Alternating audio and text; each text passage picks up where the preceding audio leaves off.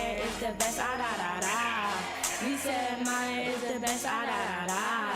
I said Meyer is the best, ah da da da. We said Meyer is the best. Welcome back to the Levin Lounge. Today we're honored to welcome Michelle Gall, the founder and executive director of Digital Girl Inc. She leads an organization dedicated to empowering scholars across NYC. With a focus on girls through technology, leadership, and STEM education, her work shows what's possible when education meets purpose.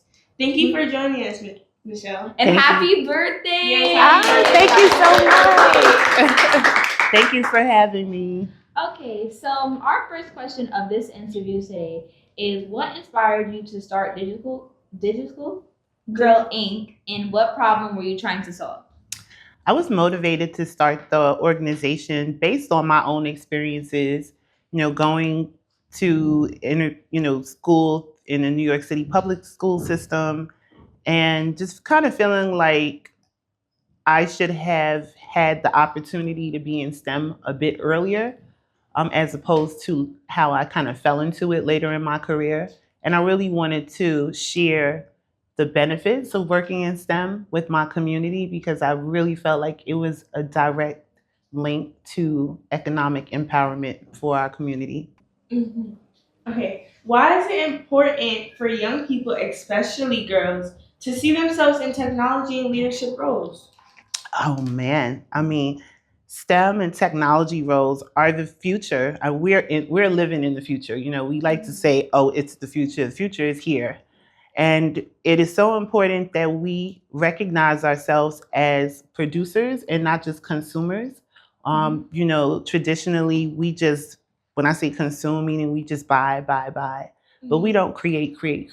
Right. And we let other people take our culture and create and monopolize off of it. And that needs to change. We are the culture. Right. We are the leaders, and we know what we need. And we need to stop waiting on other people to make it for us and start making it for ourselves. Exactly. Mm-hmm. Okay, so what are some STEM and tech related careers that are often overlooked or aren't widely discussed on Black girls? Sure. Well, for starters, every last position in STEM. Studies show United States lags in producing adequate numbers of STEM professionals. We outsource quite a lot, meaning that we bring in people from other countries. It's a security threat for us, and it's not necessary because we have so much untapped human resources here, our community. STEM is talked over us, it's not talked to us. And studies do show that when we're not exposed to STEM prior to the ages of 7, 8, and 9, then the likelihood of us pursuing careers and studies later on in life is very, very small. And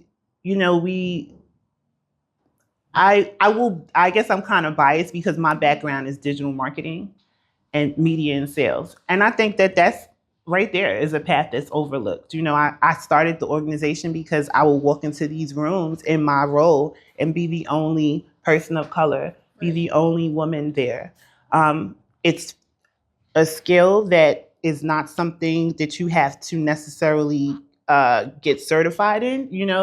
Again, like marketing, I think of it as like dressing up a business. Like we have style. We know how to make things look good. That's what marketing is.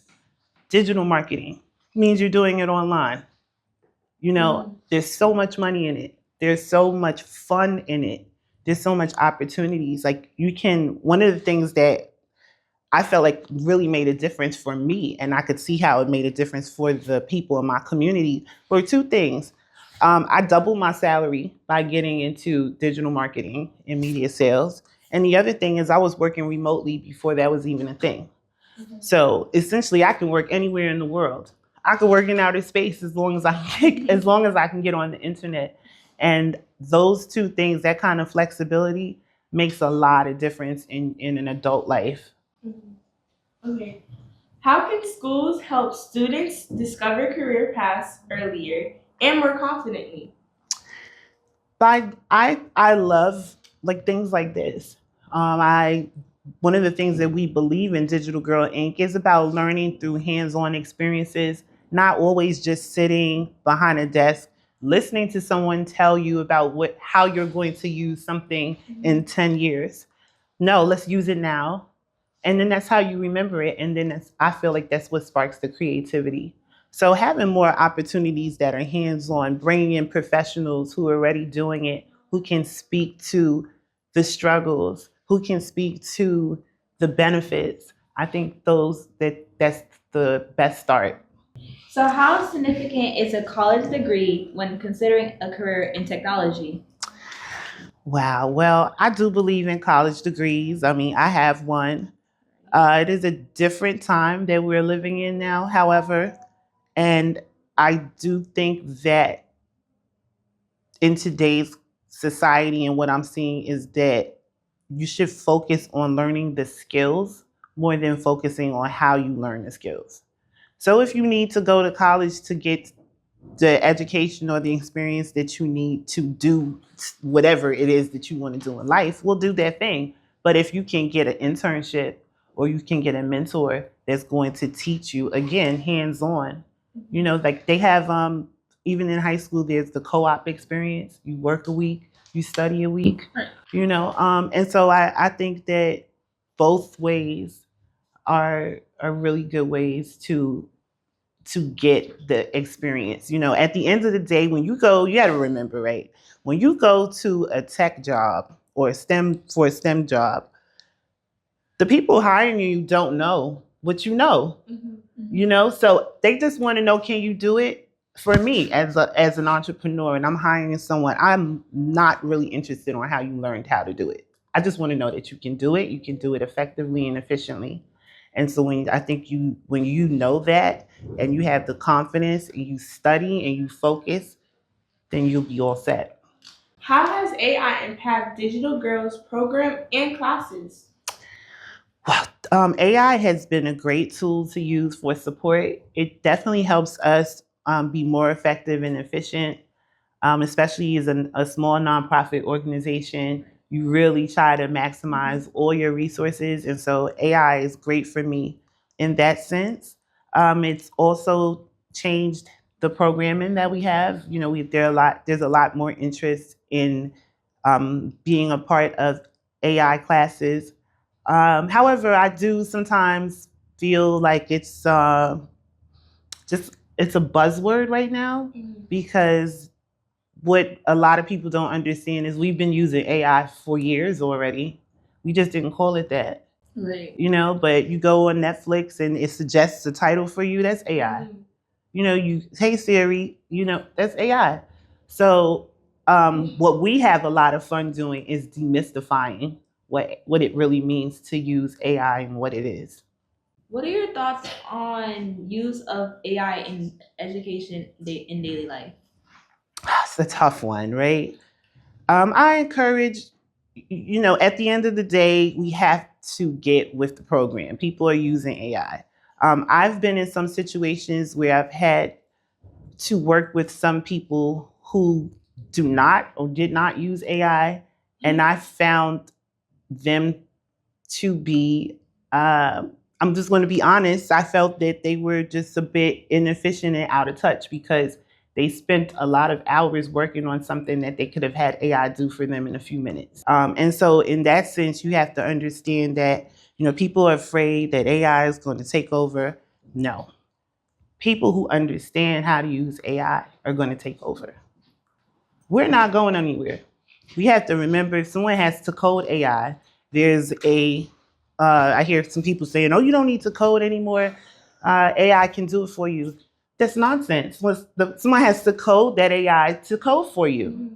So again, it's just, I feel we have to be very mindful of the direction that we're getting and where it's coming from. So I hear that in our community. I don't necessarily hear that being spoken at other tables. So I want us to be mindful to know that, no, you keep learning. You have to know, right? Sure, you could get the calculator to count your money, but don't you want to know how to count your money? So you need to know how to continue learning so that if AI is doing something right for you, because AI is wrong a lot of times, Right. you know?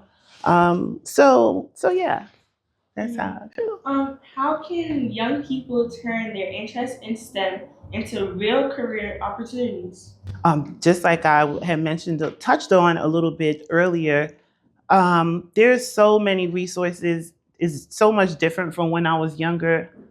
There's so many organizations, not just mine. You have your elected officials. You can go to them. You can ask for help. You can let them know what you're interested in doing. They can point you into the directions because they support the organizations that are doing that kind of work in the community. And then you also have your school as a resource. You have the people around you. I mean, just talk to anyone who will listen. You know, identify the leaders around you and tag them to those people. You know, in life, you're going to meet people who are going this way, and going to meet people going that way. And we tag on to people regardless. Make sure you're tagging on to the right people because people can take you up or they can bring you down, but they're more likely to bring you down.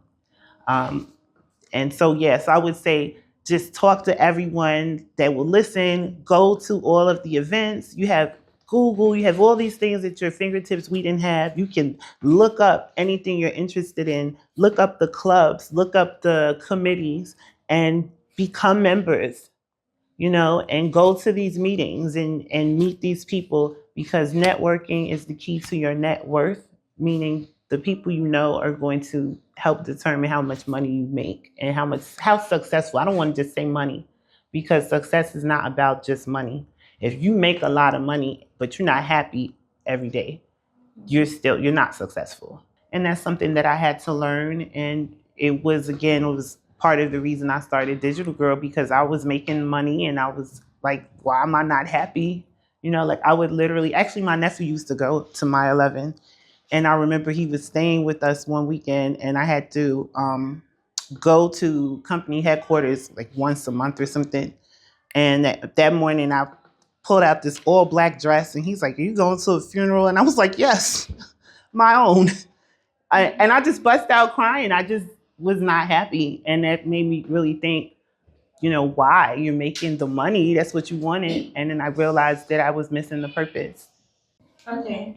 As a woman in STEM, what impact do you want the work you do now to make on your daughter's future? First of all, I just want them to be confident as females. You know, I want them to know that they have a place in any room that they want to be in. They have a seat at any table that they want to sit at if that's what they want. That's first and foremost. I want them to notice the hard work because you know people think you have an organization and it's like easy, but you probably work harder working for yourself than you will ever do for someone else. And I want them to understand um, what it means to work in STEM. And hopefully they will want to. You know, so I get different answers. Sometimes they want to be astronauts. Sometimes they want to be doctors. Other times they want to be soccer players. But whatever they want to do, I just want them to be happy doing it. Okay. So if what was your dream job when you were a student? I just knew I was going to be the first Rihanna. I knew I was going to be a singer. That's what I wanted to do. I wanted to be a pop star. What's one skill you wish you learned earlier in life around our age? The process of believing in myself before someone else believed in me. I always felt like everybody needs people to support them and believe in them, but it's a lonely road a lot of the times as an entrepreneur and a black woman in tech.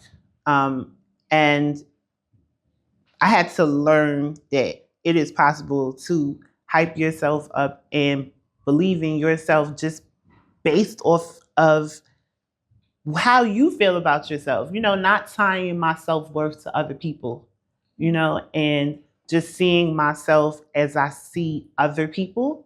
It's so easy for me to find love and beauty and positive things in other people, but it's hard to find it in myself. Mhm. And I had to learn to be kinder and to not to be afraid if I have to hype myself up. Right. You know. What's one action students can take right now to start preparing for their future? You can go to www.digitalgirlinc.org and check out our programs.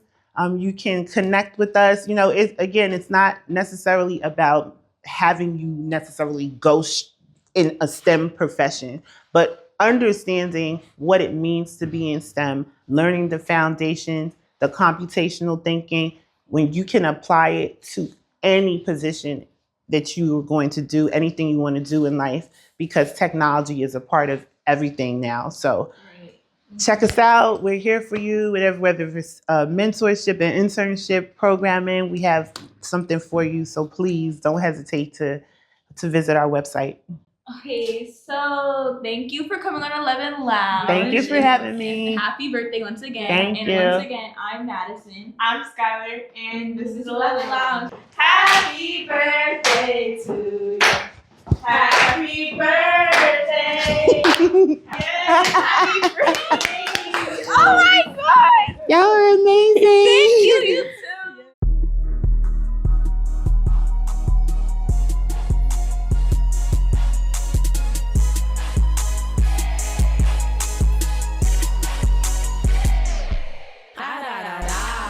I said Maya is the best. We said Maya is the best. I said Maya is the best. We said Maya is the best.